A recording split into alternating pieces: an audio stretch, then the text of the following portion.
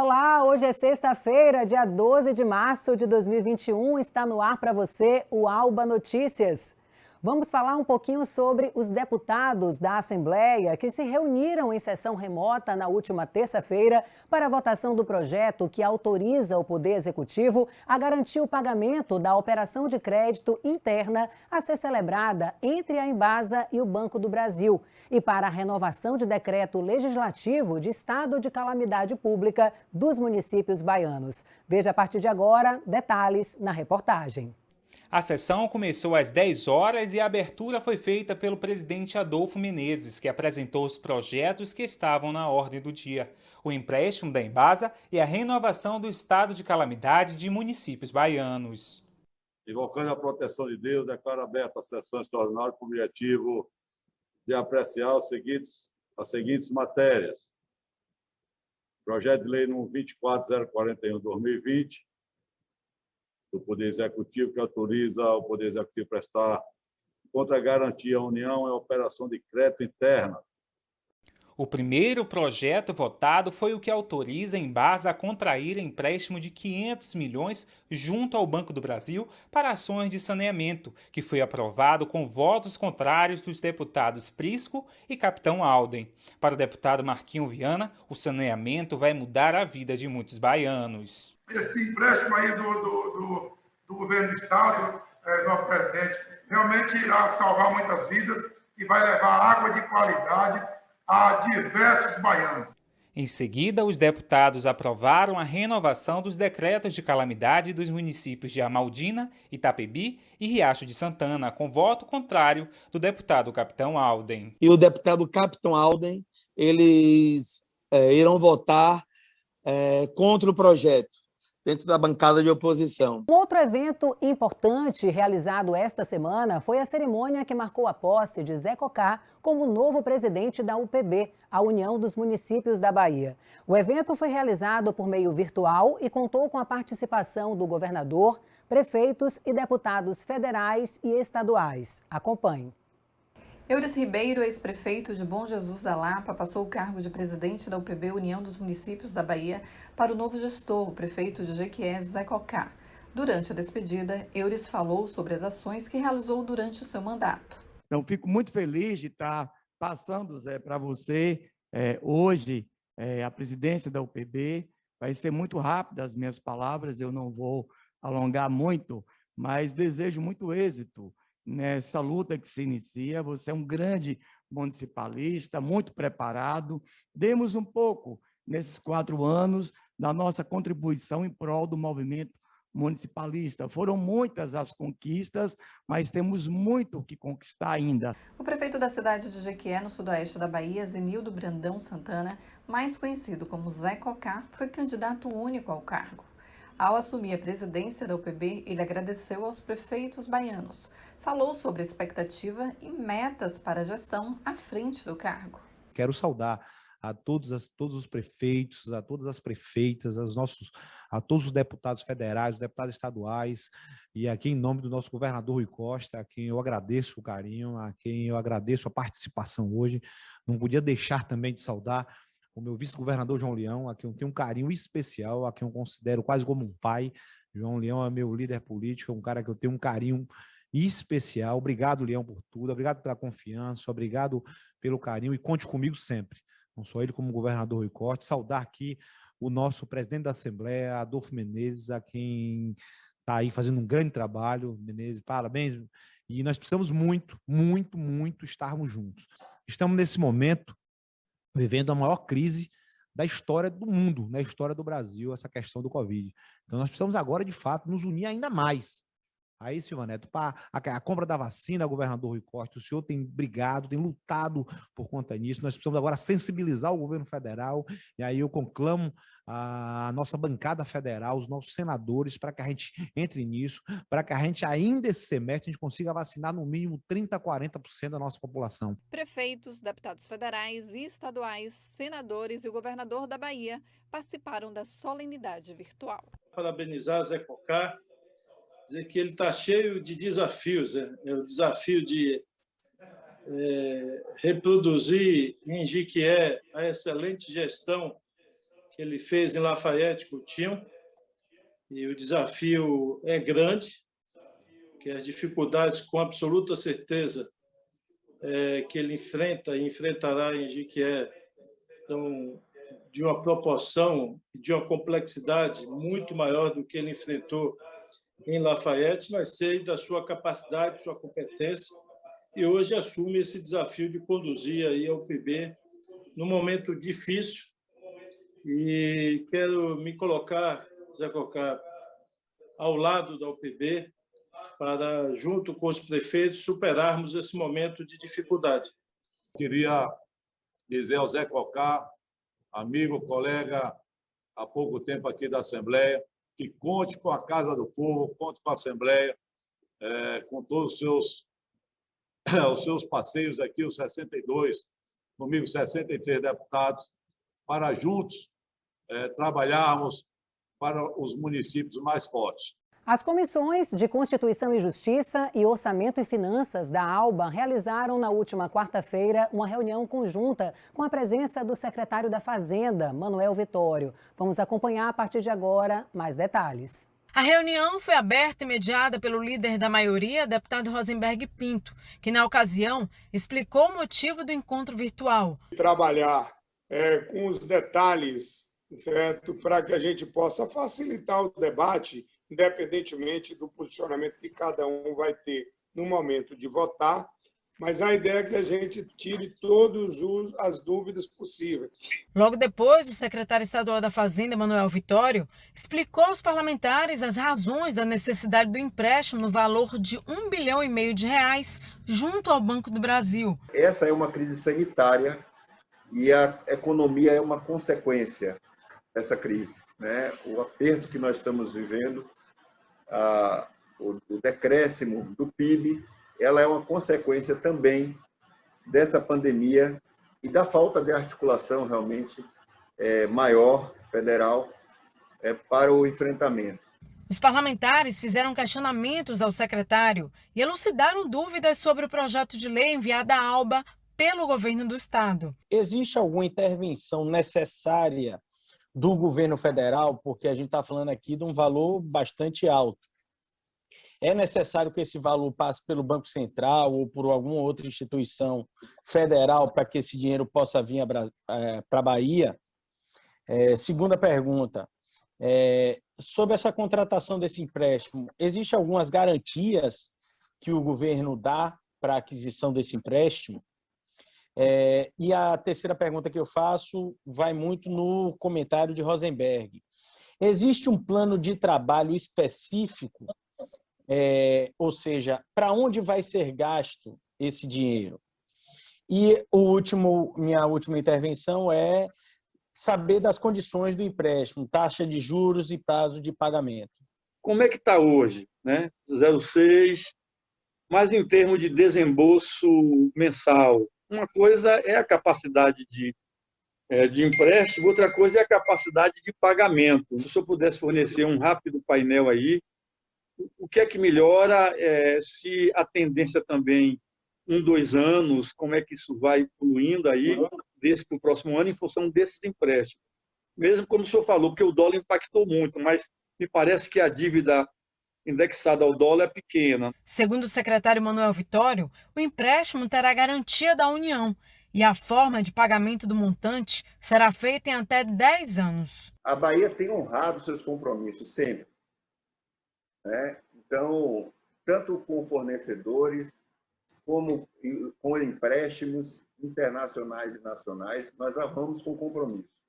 Houve, sim, um período em função daquele pacote que o Congresso Nacional aprovou o ano passado, houve um período, por alguns meses, que foram suspensos o pagamento das dívidas contraídas internamente, né, com os bancos oficiais.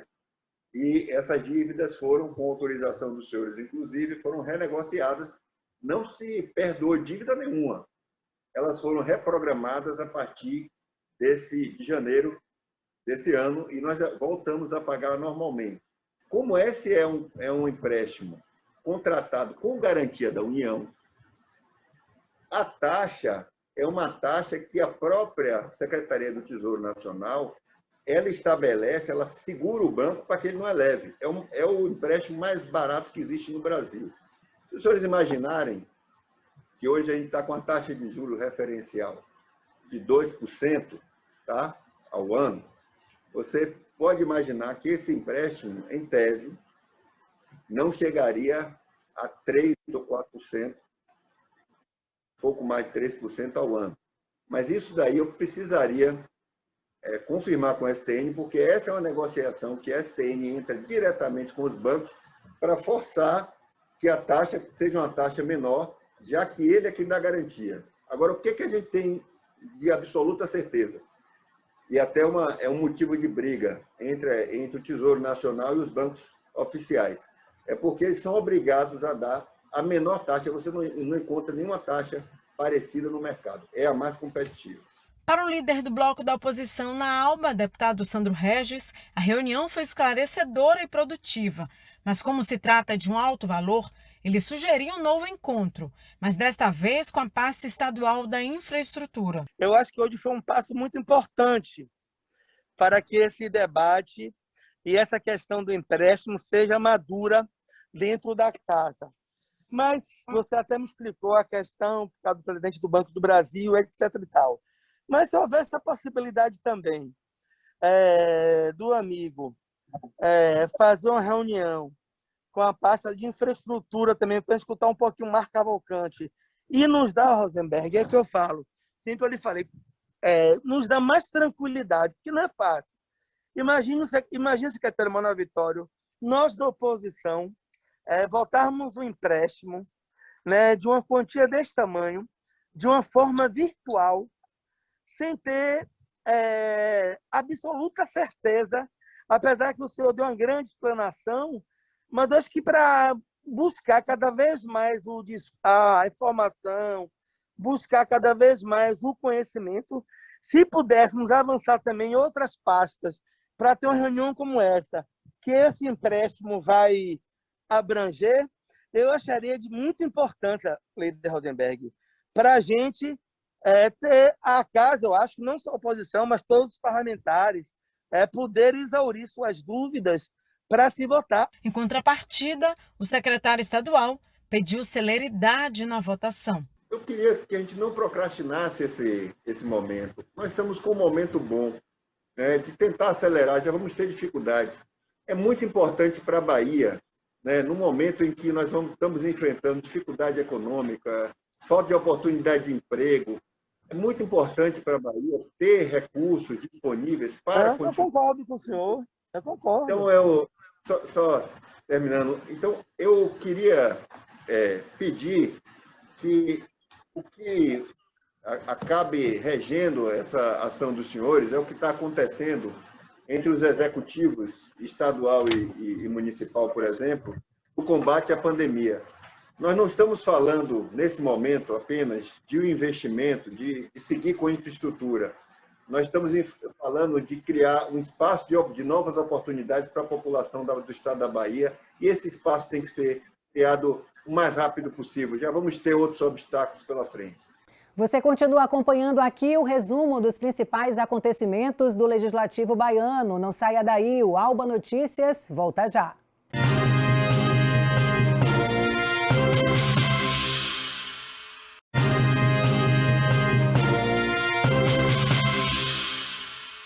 Estamos de volta com Alba Notícias. Na última terça-feira, o presidente da Alba realizou uma reunião por meio virtual conjunta com os parlamentares da casa. No encontro, foi discutida a situação da restrição por conta da Covid-19 na Bahia. Participaram também da reunião o governador Rui Costa, o prefeito da capital, Bruno Reis, e os secretários da Saúde estadual, Fábio Vilas Boas, e municipal, Léo Prates. Confira agora na nossa reportagem. A reunião conjunta virtual foi mediada pelo presidente da Assembleia Legislativa da Bahia, deputado Adolfo Menezes. Para o chefe do Legislativo baiano, enquanto não houver vacinação suficiente para conter o crescimento de casos do novo coronavírus no estado, a solução é manter as medidas restritivas. Infelizmente, com decisões absurdas e erradas daquele que tinha a obrigação de dar o exemplo para o nosso presidente da República, estão levando aí, com o seu ministro da Saúde, levando aí o atraso na vacinação. Apenas hoje ainda, com 4% da população, portanto, muito distante, 8 milhões apenas de vacinados a primeira dose, salvo engano, 1,5 milhão a segunda dose, muito pouco. Por azar nosso, vamos dizer assim, assistimos aí no noticiário um defeito em algumas máquinas da Fiocruz que vai atrasar o envio de milhões de vacinas, mas vamos chamar por Deus e continuar esse trabalho fenomenal diário do governador, do prefeito e de todos que fazem parte da equipe do governo e da prefeitura. O secretário de Saúde de Salvador, Léo Prates, afirmou que neste momento o que ele teme é um colapso no sistema de saúde. O sistema público de saúde, nesse momento, para resumir, ele está tendo que dar conta de AVC, coronavírus e o que nunca aconteceu. AVC, infarto, coronavírus, as doenças em geral, com a pressão muito mais agressiva e, pela primeira vez, tendo que dar suporte à rede privada. Isso, para mim, é inimaginável. Apesar de grande parte dos hospitais privados não reconhecerem, nós estamos tendo que, no dia a dia, nas UPAs, darem, especialmente, eu digo a vocês aqui, das municipais, a UPA dos Barris, dar suporte à rede privada. Quem tem plano de saúde não tem mais garantia de atendimento, e isso na rede privada. E isso é muito preocupante nesse momento. O Sistema Único de Saúde é único por isso. Levi Cunha, que foi o livro que Fábio me presenteou, o primeiro livro que eu li sobre o SUS, ele diz o seguinte: o sistema privado é complementar e suplementar o público. E o que quer dizer isso nesse momento? Nós perdemos um complemento e um suplemento importante no sistema de saúde da cidade. O secretário estadual de Saúde, Fábio Vilas Boas, reiterou as palavras de Léo Prates ao salientar que as unidades de saúde da Bahia estão no limite. Vilas Boas fez um panorama da situação atual da Covid-19 na Bahia. Segundo ele, apenas a vacinação e a aplicação de barreiras mecânicas de transmissão podem frear o contágio e reduzir as mortes pela doença.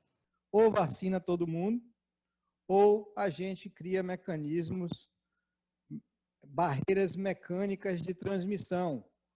As barreiras mecânicas são a máscara, o distanciamento social com todas as suas vertentes e formas, fechamento de bares, estabelecimentos não essenciais, tudo isso resulta no distanciamento das pessoas e a diminuição da taxa de contágio aéreo de uma para as outras. E o terceiro elemento, que é a higiene das mãos, seja com água, sabão, seja com álcool gel. Já o prefeito de Salvador fez um comparativo da primeira com a segunda onda da Covid, mostrando um crescimento de casos do novo coronavírus, mesmo com a abertura de novos leitos. Então, uma característica da primeira onda, que era, digamos assim, o coronavírus, antes da mutação que ele sofreu, ele atingia mais idosos, pessoas com comorbidades. E agora a gente já começa a ver um número maior de adultos. E essa é uma constatação tanto da rede privada quanto da rede pública, onde temos pacientes aí na faixa de 30 a 50 anos. Nós temos casos de pessoas próximas. Ontem, por exemplo, faleceu a esposa de uma pessoa que trabalha comigo aqui na parte de segurança, com 40 anos de idade, né? Então, vejam vocês que o que inicialmente estava restrito a um público mais vulnerável, nesse momento já começa a deixar de existir essa distinção. Agora, todos nós sabemos, cientistas, especialistas falam isso de forma comum, que não adianta só abrir leito. Só abrir leito não vai resolver. Até porque a abertura de leito tem uma limitação, tão bem colocada já aí pelo Estado, que a Prefeitura também sofre com isso, que é a falta de insumos e a falta de equipe médica para consistir esses leitos. Então, hoje, para vocês terem ideia, Salvador tinha no auge da primeira onda, esses números aí são Salvador e governo do Estado. É o esforço que a gente vem fazendo em conjunto e, nesse momento, é uma coisa só. Fábio falou aí do general Rui Costa, nós juntamos nossos exércitos, né? O governador Rui Costa reiterou que o momento não comporta aglomerações, já que mesmo com a abertura sistemática de leitos promovida pelo governo da Bahia, a rede pública está se aproximando de um colapso. Para conter a doença é preciso parar a disseminação do vírus. Para conter a enchente de uma cidade, ou você desvia o rio, ou barra o rio, ou não tem jeito, a cidade vai ser alagada. Ou você consegue desviar o curso do rio, ou a cidade vai ser alagada. Ou nós conseguimos barrar a disseminação do vírus, ou a tragédia é questão de dias. Então, é por isso que nós estamos tomando as medidas que têm que ser tomadas.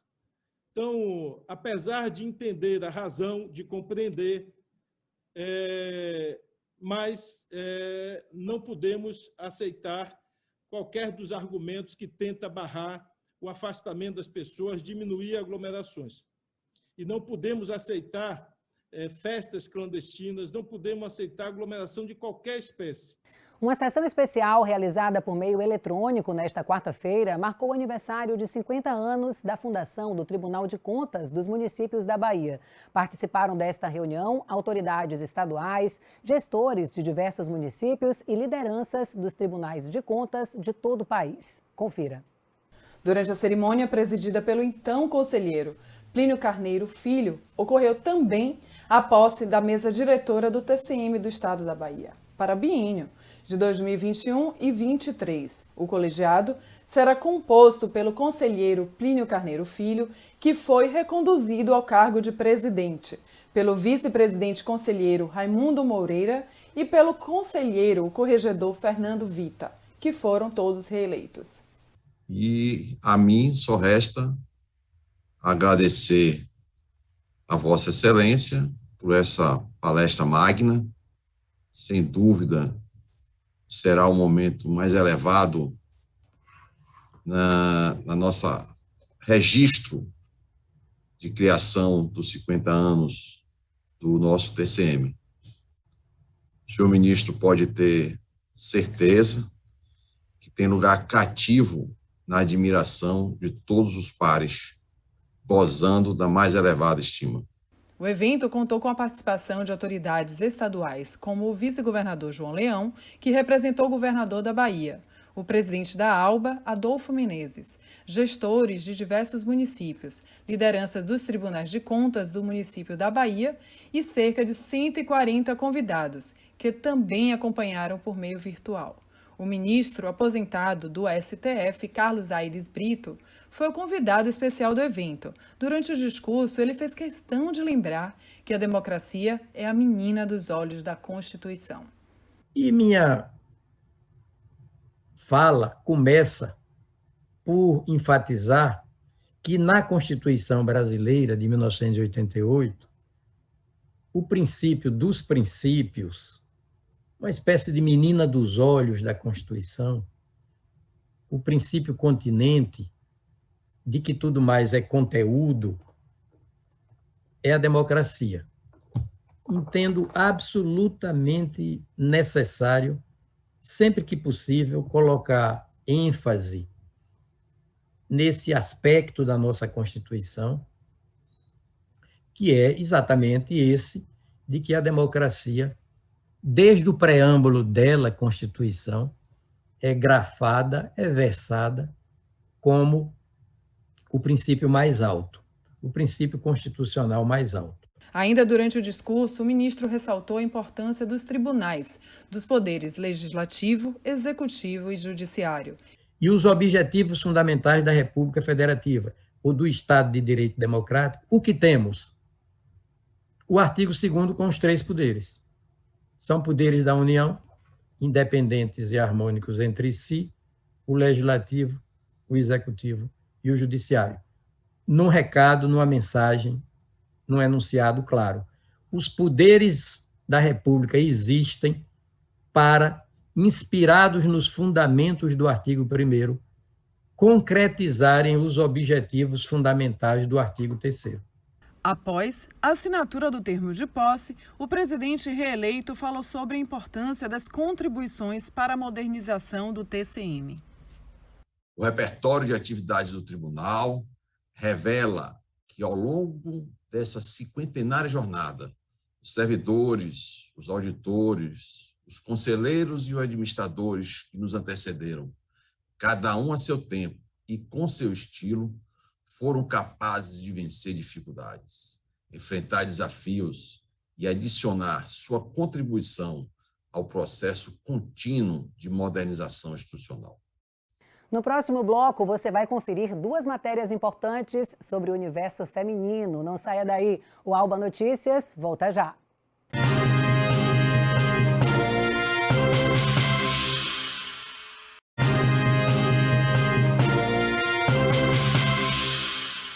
Estamos de volta com o nosso Alba Notícias. Você vai ver a partir de agora que a Secretaria de Segurança Pública do Estado e a Superintendência de Estudos Econômicos realizaram um trabalho inédito na Bahia. O estudo foi feito a partir de dados coletados nos boletins de ocorrência identificados com a tipificação criminal de feminicídio. Este dado traz aí número de casos, perfil dos agressores e das vítimas entre os anos de 2017 e 2020. E o resultado dessa pesquisa você vai conferir a partir de agora. O que é feminicídio? A Lei do Feminicídio surgiu no dia 9 de março de 2015, em decorrência de uma recomendação elaborada pela Comissão Parlamentar Mista de Inquérito sobre Violência contra a Mulher.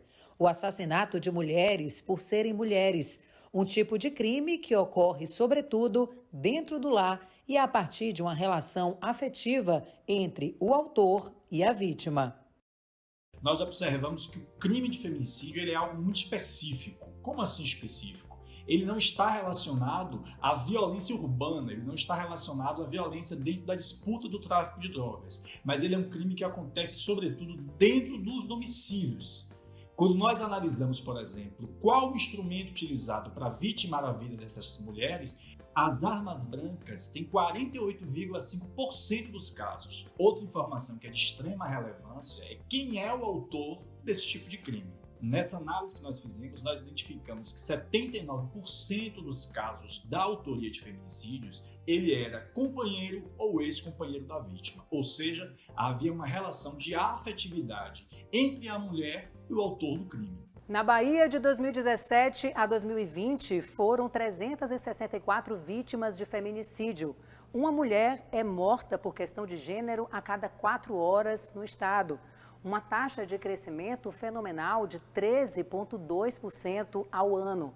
Mulheres negras, entre 30 e 49 anos, mortas pelo companheiro ou ex-companheiro dentro de casa por arma branca. Este é o perfil das vítimas de feminicídio aqui no estado. Números que vêm crescendo ano a ano. De acordo com os dados divulgados pela Superintendência de Estudos Econômicos e Sociais da Bahia, SEI, em parceria com a Secretaria de Segurança Pública do Estado. Conversamos com a Major PM Tereza Raquel, comandante da Ronda Maria da Penha, para entender melhor este importante trabalho da Polícia Militar da Bahia. No último dia 8 de março, a Ronda Maria da Penha de Salvador completou 6 anos de atuação e já somos 22 unidades em toda a Bahia, com ações alinhadas e padronizadas, com o intuito de garantir a qualidade no atendimento das assistidas. A nossa atuação consiste no acompanhamento direto de mulheres cujas medidas protetivas de urgência foram expedidas e encaminhadas pelas varas de violência doméstica e familiar contra a mulher. Nosso atendimento, uma vez que essa mulher se torna uma assistida nossa, ocorre através de visitas de nossas guarnições policiais, com o intuito de informar sobre a Lei Maria da Penha, fazer valer as medidas que foram expedidas, além de orientar no intuito da prevenção, com estratégias de prevenção e enfrentamento às violências doméstica e familiar. Ela explicou também como está a atuação da Ronda Maria da Penha durante a pandemia e fez o alerta não só para vítimas de violência, como também para qualquer vizinho, amigo ou familiar que pode denunciar e romper o ciclo de violência. Nossas viaturas foram até os locais indicados por elas e, através do contato telefônico, foi mantido o contato visual a fim de dar continuidade a esses acompanhamentos. nós enfatizamos que a Ronda Maria da Penha atende exclusivamente as mulheres que são encaminhadas pelas varas, certo? Através do julgamento pelos juízes, da gravidade das suas medidas protetivas, porque algumas terão essas medidas, porém não serão assistidas da Ronda Maria da Penha. Essa semana nós exibimos aqui uma reportagem especial sobre o universo feminino. Nós estamos no mês escolhido pela Organização das Nações Unidas para simbolizar a luta histórica das mulheres para terem suas condições equiparadas às dos homens. Tradicionalmente, o dia 8 de março marca essa luta diária. E neste mês tão especial, você conheceu a história de baianas que estão fazendo a diferença, principalmente com este período de pandemia. Eu te convido a acompanhar. A pandemia tem gerado dados alarmantes, não só na saúde pública, como no comércio, economia e renda do brasileiro. Nos primeiros 2 meses da doença no país, 1.100.000 pessoas que atuavam com carteira assinada foram demitidas.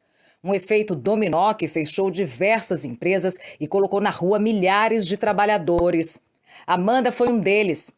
Sem renda, decidiu começar a fazer bolos e doces para comercializar no bairro de Pernambués, onde mora aqui em Salvador. A maioria dos pedidos surge através do perfil que Amanda criou da pequena confeitaria numa rede social. Para ela, o grande desafio foi tornar seu produto atraente para o cliente, mesmo à distância. É claro que a gente precisa ter aí, investimento em conhecimento, em matéria-prima, em bons materiais ali de produção, mas eu acredito que o grande X é esse, você conseguir fidelizar o seu cliente através de um bom relacionamento. Foi justamente na pandemia que Stephanie começou a produzir máscaras de tecido e encontrou nas redes sociais a oportunidade de expandir o pequeno negócio de bordados que mantém com sua mãe. Entre linhas, agulhas e muitos panos, a jovem empreendedora precisou se adaptar com o distanciamento social e criar meios para não deixar as vendas caírem. A gente investiu e promoveu mais as nossas publicações através das nossas redes sociais, principalmente no Instagram, né? Hoje a nossa plataforma de venda maior é no Instagram e no WhatsApp para atendimento. A gente começou a fazer várias publicações, a promover mais as publicações, a fazer algumas promoções nas redes sociais. Foi aí que a gente atraiu mais clientes e também na parte de entrega, né? Que a gente mudou um pouco. A pessoa não retira mais o ateliê, a não ser que ela queira. Mas a gente já dá opções de entrega em delivery, na própria residência. Empreender é relevante tanto na euforia quanto na depressão econômica. Na euforia, as pessoas vão em busca de novas oportunidades. Na recessão, por necessidade. Prova disso foi que em 2020, o número de pessoas que buscaram no empreendedorismo uma resposta ao desemprego cresceu 40%. Homens, mulheres, de diversas áreas e vários níveis de escolaridade. Mas dados do Sebrae mostram também que deste universo de 25 milhões de donos de negócios aqui no Brasil, 33,6%, ou seja, quase 9 milhões, são mulheres. Nada mal, mas se compararmos com os dados de 2019, a presença feminina no mundo dos negócios era 1.300.000 vezes maior.